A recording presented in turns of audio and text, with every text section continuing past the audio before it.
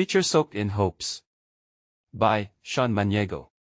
The voices of those people who've been greatly affected by the typhoon echoes, each help expressing their own distress. The wind didn't just blow roofs away, they carried memories, years of hard work, and the warmth once stuck inside every wall. A family stood in front of their house, horrified at the sight, not because it fell apart, but solely because only the second floor was visible. The water is completely rising. They could only hope for the rain to stop and the land be dry soon.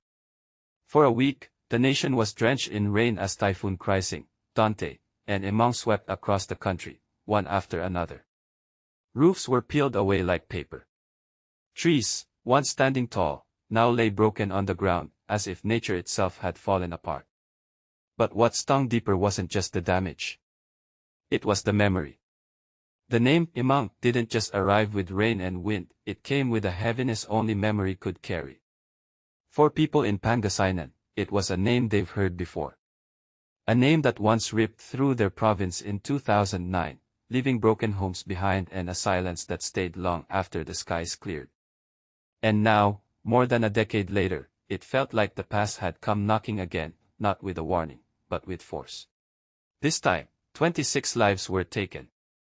And no one could say the name without feeling the weight it left behind. Families weren't just counting what was broken, they were counting who was gone. Over 4.5 million people were affected, and nearly 50,000 families were forced into evacuation centers. In Bulacan, floods rose to 6 feet. In Metro Manila, 9 families waited for their loved ones to come home, but they never did. The flood didn't knock. It rushed in, unforgiving, soaking memories, sweeping away everything in its way. Up in Baguio and Benguet, the mountains moved, swallowing parts of the land people once called safe. Down in Zambales and Oriental Mindoro, the fields disappeared beneath the water, all the effort, the sweat, the early mornings, gone, just like that. And yet, there they were. People helping each other carry what was left. Sharing warm food even when they barely had any.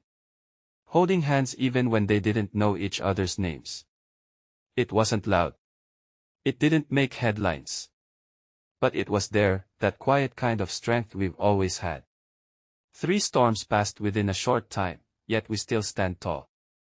In homes that smell like mud. In the silence of a farm with no harvest. In the eyes of someone who has lost more than they can ever explain. And still, even with wet clothes and tired arms, they rise. Because that's just who we are. Yet in every cry for help, there was always someone answering back. Because in this country, even when the skies fall apart, we rise, soaked, shaken, but never giving up. We aren't known to be resilient for nothing. Let us always be alert and aware of the calamities we may encounter so we can prepare beforehand.